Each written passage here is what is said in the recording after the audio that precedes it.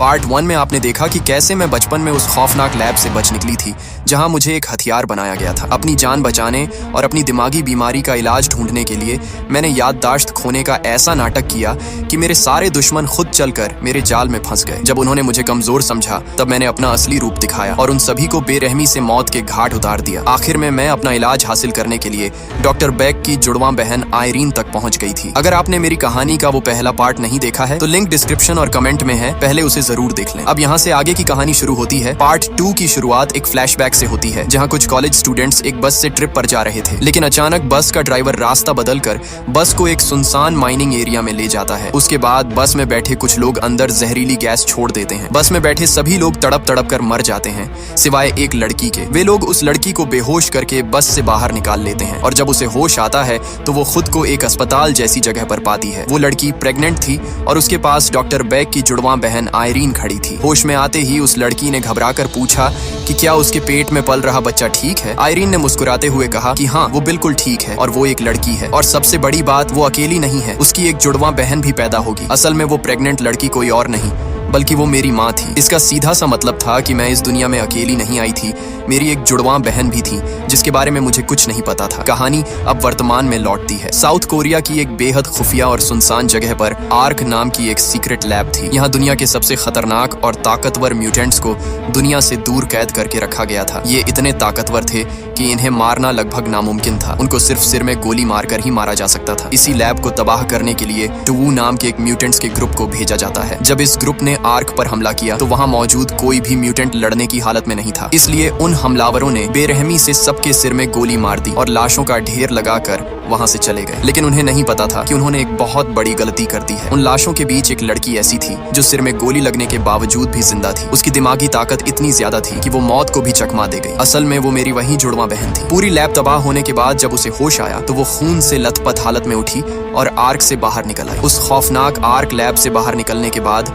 मेरी बहन को भी बिल्कुल मेरी तरह बीच बीच में भयंकर सिरदर्द के दौरे पड़ते थे, लेकिन उसका दिमाग इतना ज्यादा ताकतवर था कि जब भी उसे दर्द होता तो उसकी दिमागी ताकत से आसपास की पूरी प्रकृति हिलने लगती थी। उधर आर्क में हुए इस भयानक हमले की खबर डॉक्टर बैक को भी मिल गई और उसे यह भी पता चल गया कि हमले के बाद वो लड़की वहां से गायब है। डॉक्टर बैक का पूरा शक मेरे ऊपर ही था। उसे लग रहा था कि आर्क पर यह हमला मैंने ही करवाया है, क्योंकि इस खुफिया लैब की जानकारी सिर्फ कुछ गिने चुने लोगों के पास ही थी। दूसरी तरफ मेरी बहन, जो पिछले 18 या 20 सालों से उस लैब में कैद थी और पहली बार बाहरी दुनिया में कदम रख रही थी, वो इतने वक्त तक आइसोलेशन में रही थी कि उसके लिए ये दुनिया बिल्कुल नई और अनजान थी। उस वीरान इलाके में चलते चलते वो किसी तरह एक सड़क पर पहुंची। उसका हुलिया पूरी तरह से खराब हो चुका था और वो खून से सनी हुई थी। उसे सड़क पर अकेला देखकर वहां से गुजर रही एक गाड़ी रुकती है। गाड़ी में बैठा एक आदमी उससे पूछता है कि वो कौन है और कहाँ जा रही है, लेकिन वो कोई जवाब नहीं देती क्योंकि उसे इस दुनिया के तौर तरीके पता ही नहीं थे। उसके चुप रहने पर वो आदमी अपने साथियों से बोलकर उसे जबरदस्ती गाड़ी में बैठा लेता है। असल में उन गुंडों ने पहले से ही एक लड़की को किडनैप किया हुआ था जिसका नाम क्यूंग ही था। गाड़ी में बैठने के बाद भी वो गुंडे मेरी बहन से बार बार सवाल करते हैं, लेकिन जब वो कुछ नहीं बोलती तो उन्हें गुस्सा आ जाता है और वो उसके साथ बदतमीजी करने लगते हैं। यह उनकी जिंदगी की सबसे बड़ी गलती थी। पलक झपकते ही मेरी बहन ने उस गाड़ी में मौजूद एक एक आदमी को बुरी तरह से मारना शुरू कर दिया। उसने कुछ ही सेकंड में उन सब की हड्डियां तोड़ दी, लेकिन अपनी बची खुची ताकत का इस्तेमाल करने के बाद वो अचानक बेहोश हो गई। उस खौफनाक मंजर को देखकर क्यूंग ही बुरी तरह डर गई थी, लेकिन उसने हिम्मत करके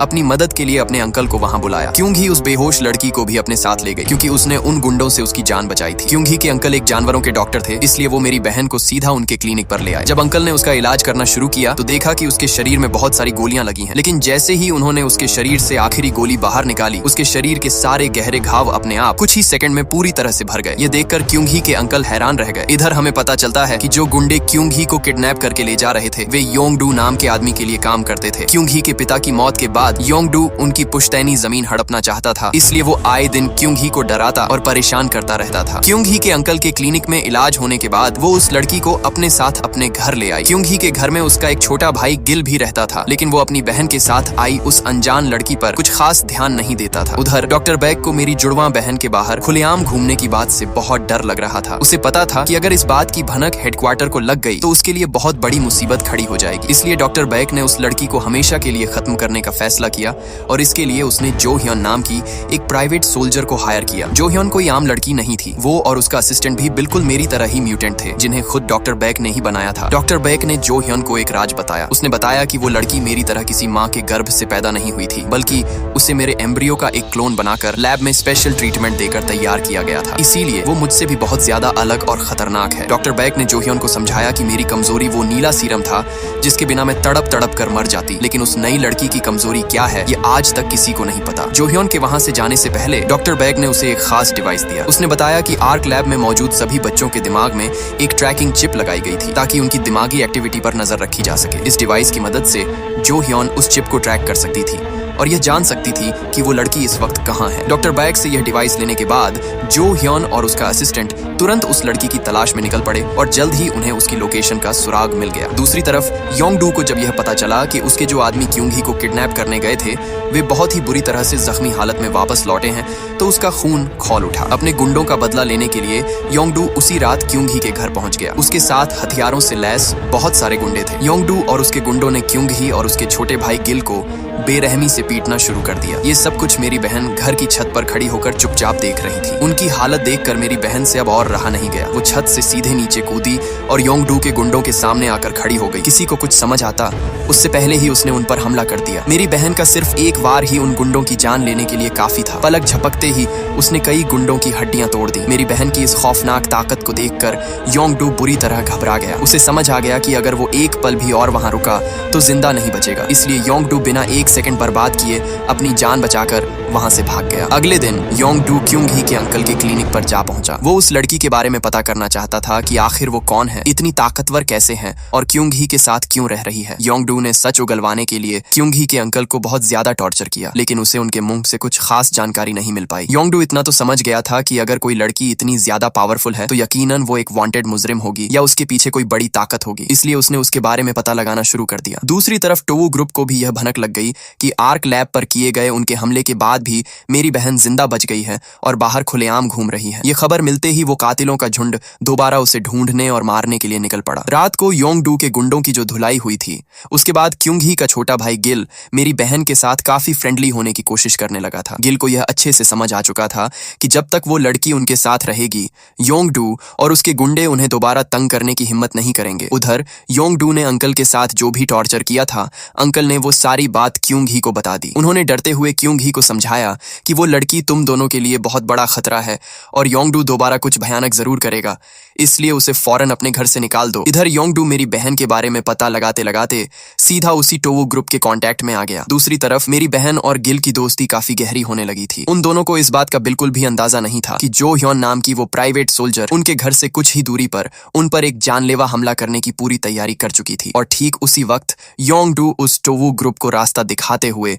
क्योंगी के घर की तरफ ला रहा था। असल में क्योंगी के घर पहुंचने से पहले ही जो ह्योन ने उसे रास्ते में रोक लिया था। जो ह्योन ने क्योंगी को उस लड़की के बारे में सब कुछ बता दिया कि वो कौन है, कितनी खतरनाक म्यूटेंट है और कहां से आई है। लेकिन जो ह्योन ने क्योंगी से झूठ बोला कि वो लड़की आर्क लैब से जबरदस्ती भाग कर आई है और उसका दिमाग कभी भी सटक सकता है। जो ह्योन ने क्योंगी को भड़काते हुए कहा कि अगर तुमने उसे पनाह दी तो एक दिन वो तुम्हारे छोटे भाई गिल को भी बेरहमी से मार डालेगी। जो ह्योन ने उसे यह भी बता दिया कि हम आज ही उस लड़की को मारने आ रहे हैं। जब क्योंगी अपने घर पहुंची तो वो बहुत ज्यादा टेंशन में थी। उसे मालूम था कि आज रात उस लड़की पर हमला होने वाला है, लेकिन जब उसने मेरी बहन और अपने छोटे भाई गिल का प्यार भरा अटैचमेंट देखा तो क्योंगी से रहा नहीं गया। उसका दिल पिघल गया और उसने घबराते हुए मेरी बहन से कहा कि तुम्हें अभी के अभी यहाँ से भागना होगा क्योंकि तुम्हें मारने के लिए बहुत सारे लोग आ रहे हैं। ये बोलकर क्योंगी ने उसे घर के पीछे वाले जंगल की तरफ भगा दिया। ठीक उसी वक्त क्योंगी के घर पर योंगडू अपने सारे गुंडों के साथ पहुंच गया और उसके साथ वो टोवू ग्रुप भी आ चुका था। जैसे ही जो ह्योन ने मेरी बहन को घर से बाहर निकलते हुए देखा उसने बिना एक सेकंड घमवाए उस पर बम से एक जोरदार हमला करवाया। एक भयंकर धमाका हुआ और हर तरफ धुआं ही धुआं फैल गया। बम गिरने के बाद जब जो ह्योन और उसका असिस्टेंट ये देखने आगे बढ़े कि वो लड़की मरी या नहीं तो वहां कोई लाश ही नहीं थी। लेकिन जो ह्योन और उसके असिस्टेंट के सामने योंगडू के हथियारबंद गुंडे और वो टोवू ग्रुप था। जो ह्योन ने अपनी ताकत के घमंड में उन सबको वहां से चले जाने की सख्त वार्निंग दी, लेकिन टोवू ग्रुप ने जो जो ह्योन की इस वार्निंग का बुरी तरह से मजाक उड़ाया। टोवू ग्रुप ने अपना असली रूप दिखाते हुए सबसे पहले तो योंगडू के ही लोगों को पल भर में मौत के घाट उतारना शुरू कर दिया। योंगडू के गुंडे उनके सामने चींटियों की तरह कुचले जा रहे थे। इसके बाद टोवू ग्रुप ने जो ह्योन और उसके असिस्टेंट पर भी जोरदार हमला कर दिया। दोनों तरफ से टक्कर की लड़ाई चल रही थी क्योंकि दोनों ही सुपर म्यूटेंट थे, लेकिन टोवू ग्रुप के लोग हद से ज्यादा ताकतवर थे। उन्हें हराना लगभग नामुमकिन था। इस भयानक लड़ाई के बीच बेचारे क्युंग ही और गिल भी मारे गए। लड़ते लड़ते आखिरकार जो ह्योन और उसका असिस्टेंट भी टोवू ग्रुप के हाथों मारे गए। अब टोवू ग्रुप के रास्ते का हर कांटा साफ हो चुका था। उनके लिए अब सिर्फ एक ही काम बचा था और वो था मेरी जुड़वां बहन को ढूंढ कर मारना। लेकिन उन्हें उसे ढूंढने की जरूरत ही नहीं पड़ी क्योंकि मेरी बहन खुद ही चलकर उनके सामने आ गई। असल में वो क्युंग ही और गिल को उस खतरे में अकेला छोड़कर जाना ही नहीं चाहती थी क्योंकि उन दोनों से उसका एक गहरा इमोशनल अटैचमेंट हो चुका था। लेकिन जब वो वापस लौटी और उसने क्युंग ही और गिल को वहां मरा हुआ देखा तो उसका दिल टूट गया और वो बहुत ज्यादा दुखी हो गई। टोवू ग्रुप ने फौरन मेरी बहन को जान से मारने की कोशिश की, लेकिन अब उनका सामना मेरी बहन की असली और खौफनाक पावर से होने वाला था। मेरी बहन की दिमागी ताकत इतनी ज्यादा थी कि उसे टोवू ग्रुप को मारने के लिए अपने हाथ पैर भी चलाने की जरूरत नहीं पड़ी। उसने सिर्फ अपनी सोच से एक एक करके टोवू ग्रुप के सारे मेंबर्स को तड़पा तड़पा कर मार डाला। उस खूनी मंजर के बाद वहां टोवू गैंग की सिर्फ एक लड़की जिंदा बची थी और ठीक उसी वक्त उस तबाह हो चुकी जगह पर मैं पहुंचती हूँ। असल में मैंने ही अपनी बहन को उस आर्क लैब से आजाद करवाने के लिए टोवू ग्रुप को वहां भेजा था, लेकिन मैंने उन्हें मेरी बहन को मारने का नहीं बल्कि बचाने का आर्डर दिया था। टोवू ग्रुप की इस बहुत बड़ी गलती से मुझे इतना ज्यादा गुस्सा आया कि मैंने वहां बची हुई उस आखिरी लड़की को भी बेरहमी से मार दिया। उसके बाद मैं अपनी बहन के पास गई और मैंने उसे बताया कि मैंने ही उस टोवू ग्रुप को तुम्हें आर्क लैब से आजाद करवाने का काम सौंपा था, लेकिन ये कमीने लोग मेरी बात न मानकर